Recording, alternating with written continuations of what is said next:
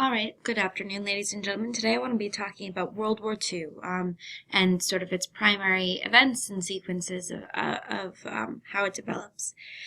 In terms of causes of World War II, World War II emerges out of a sincere fear of another war among Britain and France.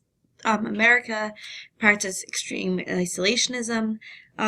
And in general, there was just a deep distrust between Western democracies, capitalist nations, and their communist Soviet Union counterparts, which really all allows this distrust among them all, allows for fascist states to rearm and expand their territory. So this fascist state sort of expansion is allowed by European powers because of their fears. And so what I want us to do today is I want you to use the packet that I gave you to sort of go over the various steps to World War II.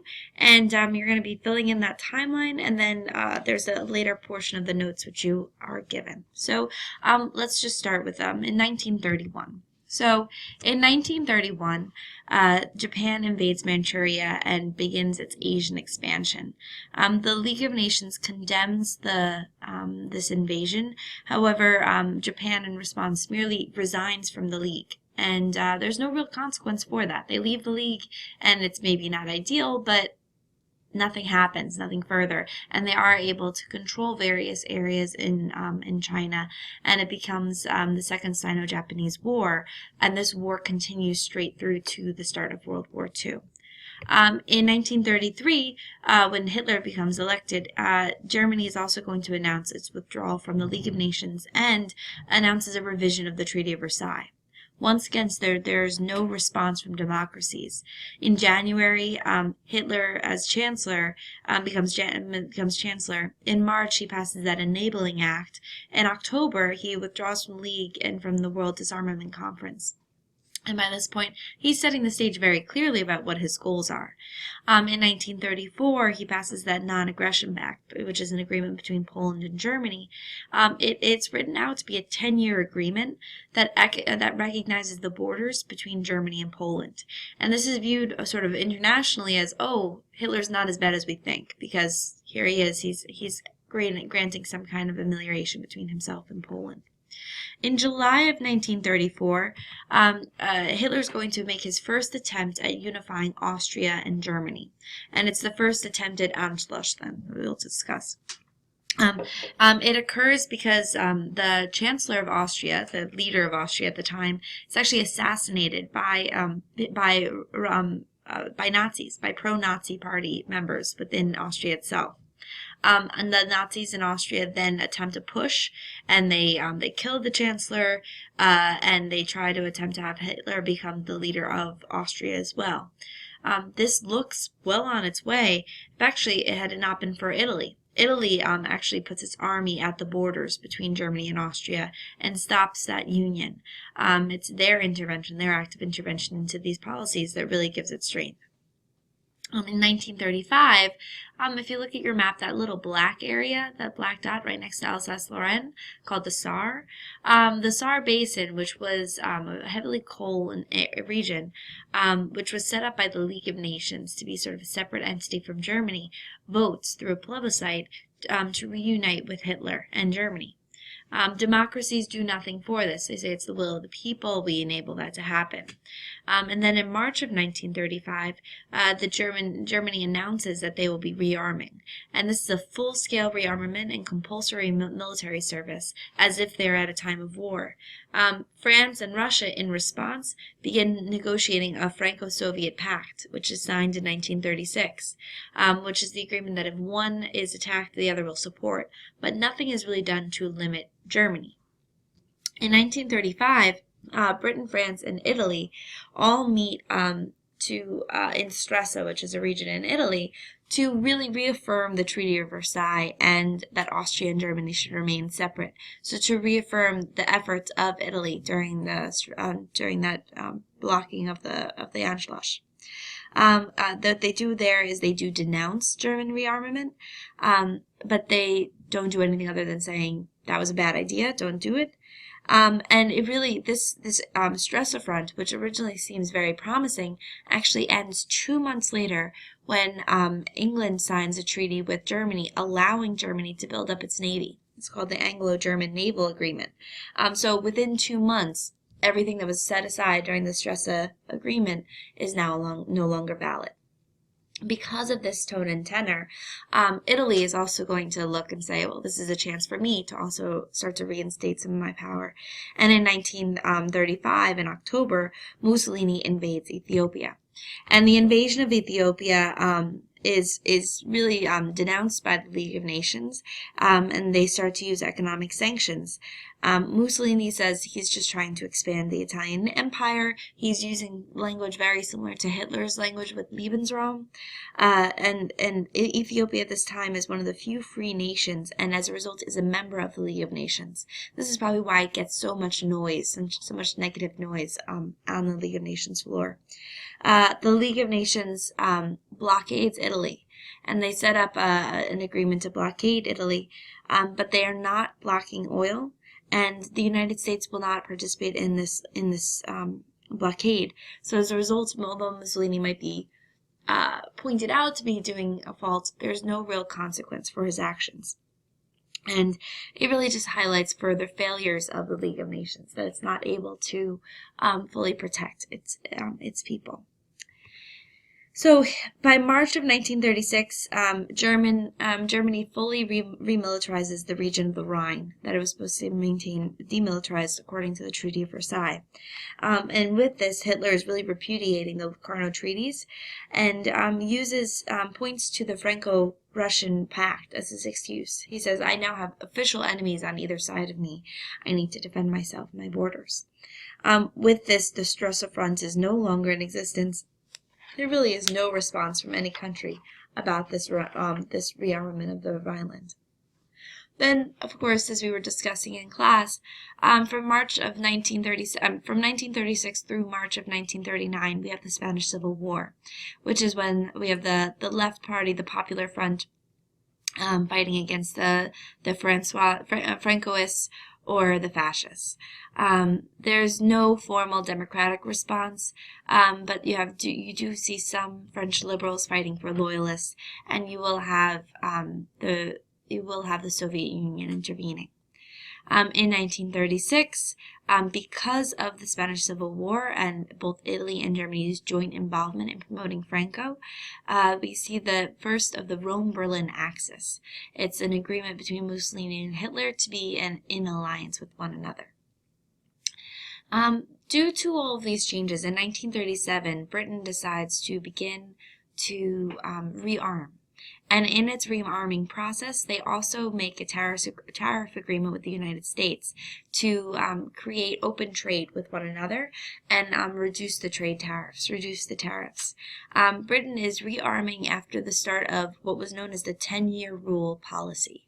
Now, the 10-year rule policy lasted more than 10 years. It was instituted by Winston Churchill in 1919, when he was part of the War Department. And he argued that, it's not, no one could ever conceive in 1919 of a war in the next 10 years.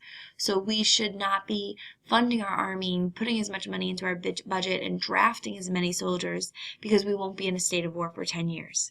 So with that agreement, they start this 10-year policy where, since war was not apparent to occur, they're going to downsize the army and the army size and their budget accordingly. What this means, though, is that it prevented them from really investing in their military, and their military was quite dated by the time of the 1930s. It was because it was all based from World War I old machinery. So, in ending in 1937, this rearmament policy, they are now able to start to modernize and build a modern air force, in particular, to help protect their shores. In 1937, Rome, Berlin, and Tokyo axis is created. This platform is really an agreement of an anti-communist policy. So Japan, Italy, and Germany are going to make an agreement against the Soviet Union, and they all are agreeing to be an anti-USSR. At the same time that they are passing this alliance, the United States is passing yet another one of their neutrality acts. This is one of three. And the United States just really wants to remind Europe by this point that we are a neutral nation and we are not going to be getting involved in your problems.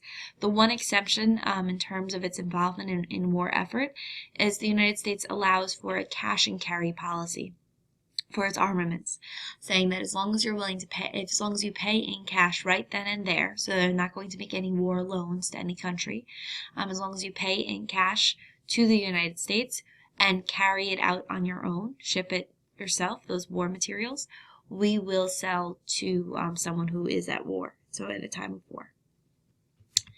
In 1938, Hitler successfully completes the Anschluss.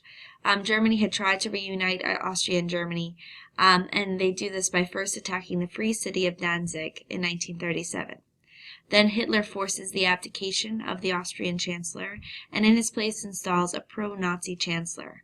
And with this, the Nazis are now officially in power in Austria, but there is no real democratic response.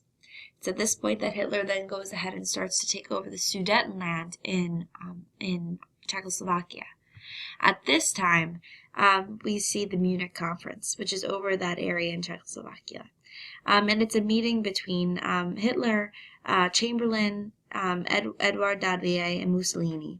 And they're all meeting in Munich to create an agreement. What they say is they tell Hitler it is okay to annex Sudetenland because it is a German-speaking region in Czechoslovakia, and Hitler promises at this meeting that this is my final demand. After this, we're fine. Chamberlain goes home, and in a speech before Parliament, he declares peace in our time, the best possible kind of peace. He's recognizing it's not ideal, but he says it's in our interest. We want to have peace. This is the example of appeasement, right? We're going to be giving in to demands of Hitler in order to prevent war. There's a great desire to avoid war.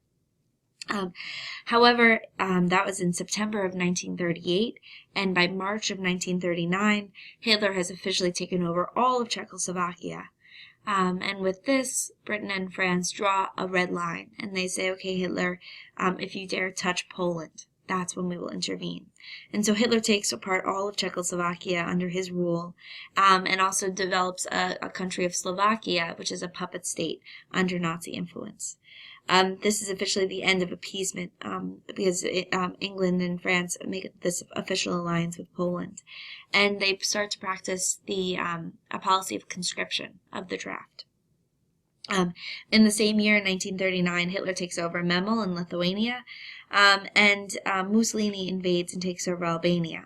And by the summer, we see a failure of negotiations between Russia, France, and Britain to make some kind of alliance. They're seeking to make an alliance, and they're not able to bridge their major ideological shifts. To this point, for the past 10 years, England and France have been leaning almost to support Hitler over Stalin, and now all of a sudden they realize they need to make this agreement, and it's not going to be going well. And in August of 1929, the shock of all shocks, Stalin and Hitler actually make an agreement, the Nazi-Soviet Pact. Hitler agrees to this to avoid a two-front war, and what they agree in this negotiation is to divide Poland evenly between them. And so on September 1st of 1939, Hitler is going to invade Poland, and that marks the start of World War II. Hitler is going to invade using armored tanks and dive bombing, and this is referred to as Blitzkrieg, lightning war, because it's an unstoppable force, both on the ground and aerial attacks all at once. Poland collapses within just a few weeks. Hitler then asks for peace after the invasion of Poland. And there was this period, it was known as like the phony war. There's no real fighting at that moment. Russian armies will then march into Poland from the east, and Poland is going to be partitioned and removed from the map once again. So now what I'd like us to do is sort of go through the rest of the notes. I'll read them, I'll explain some additional things, but I have this great PowerPoint. It's not my own. It's a fantastic one that sort of illustrates the map of the European theater of World War II. So as we're watching the shifts in power, I'll sort of be explaining what's going on. So just give me one moment.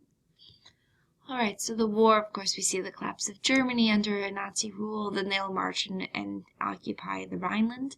From there, you see the Anschluss when Germany takes over and adopts Austria, as well as taking over Sudetenland. That's at the moment when we have the peace conference there and the Munich Agreement, and Germany takes over Czechoslovakia. From there, Italy is also starting to make inroads and take over various regions. And it's at this moment where we have the invasion of Poland and the USSR, and that marks the start of World War II.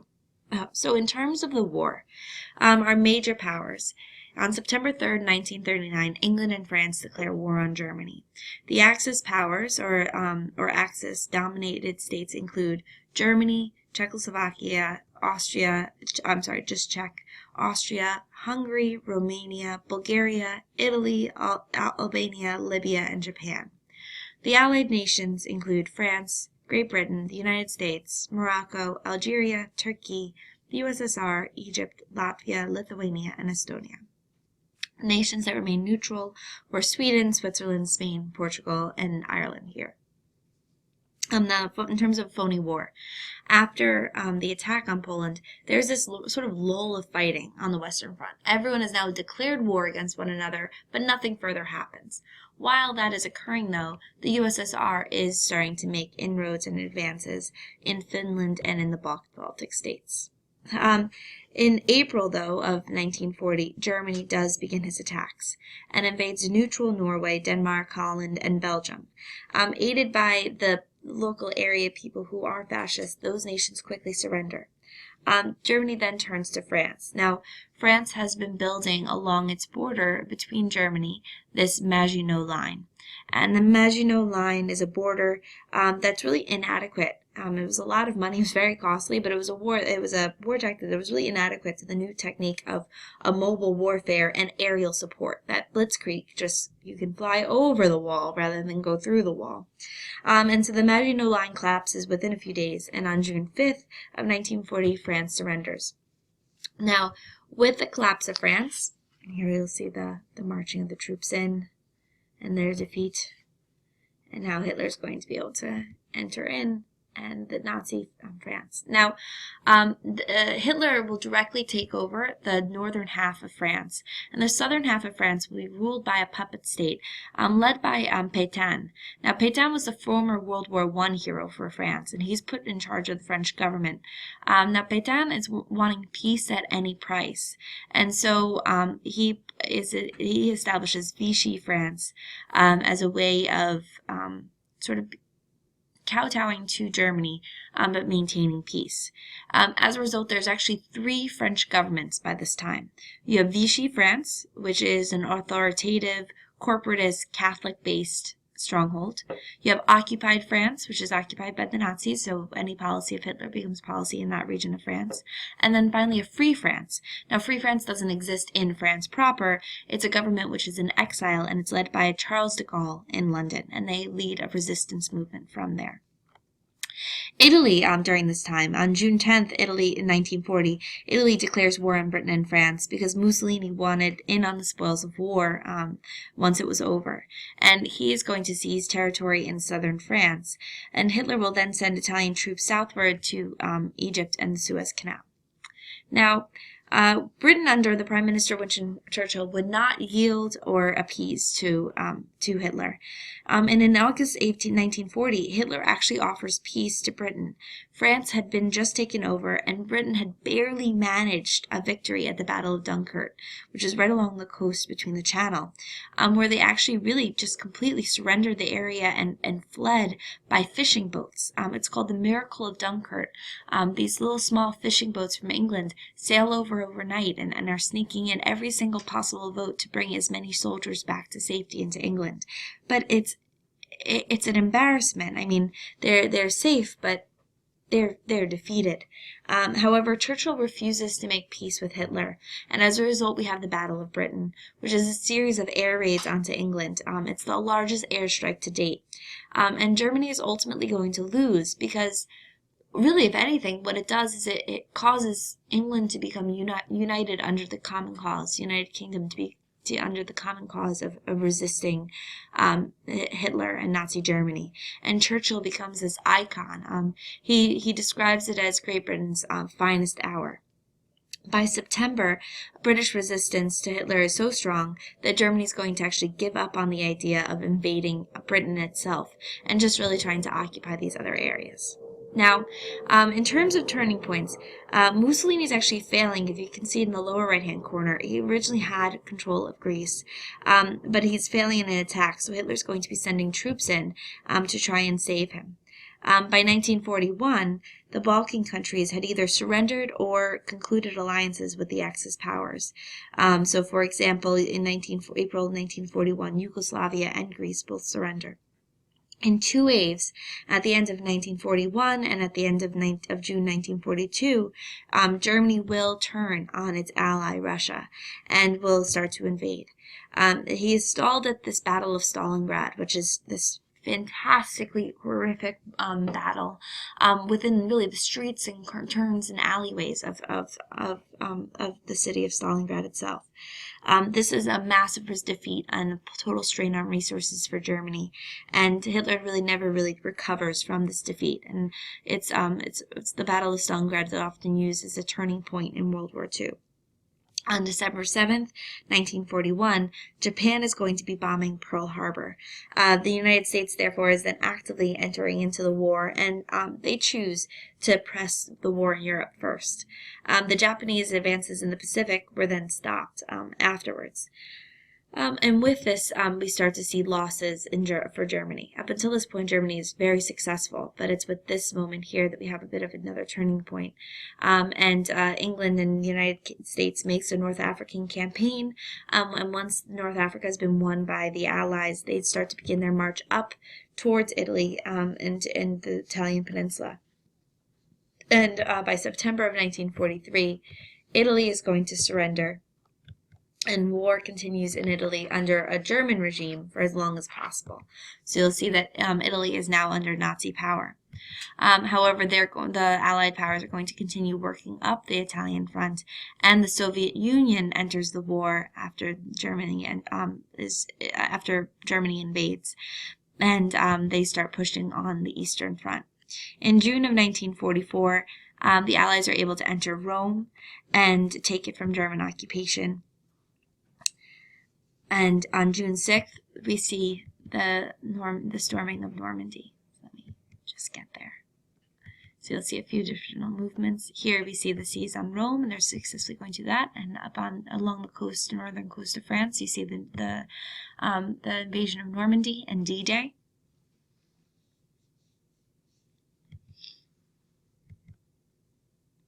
From this point onward, it's a gradual and still constant battle, and it's not straightforward by any means, but it's going to be a gradual withdrawal of German troops.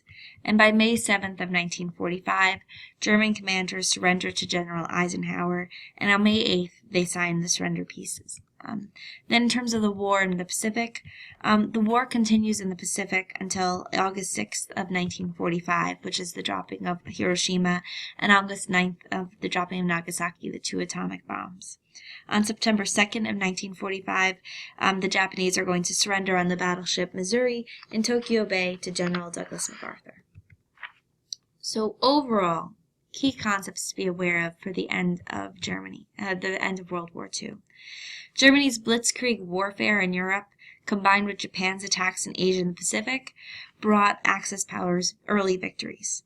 American and British industrial, scientific, and technological powers, and the all-out military commitment of the USSR contributed critically to the Allied victories. World War II disseminated a generation of Russian and German men, virtually destroyed European jewelry, resulted in the murder of millions of other groups targeted by the Nazis, including the Roma, homosexuals, people with disabilities, and others, and forced large-scale migrations and undermined pre-war class hierarchies. World War II is going to mark a dramatic shift in the shape and scale of Europe and how it's influenced the rest of the world. And it causes Europe to start to look inward and deal with its own internal problems. Out of World War II, we see the rise of the European Union. We see also the Cold War bring about, and Europe becomes once again another region where modernity and the striving for peace become these new calls, and the concept of human rights becomes its major claim. So I hope you have good notes, and we'll be talking about this on Monday, so please come in with any questions or concerns.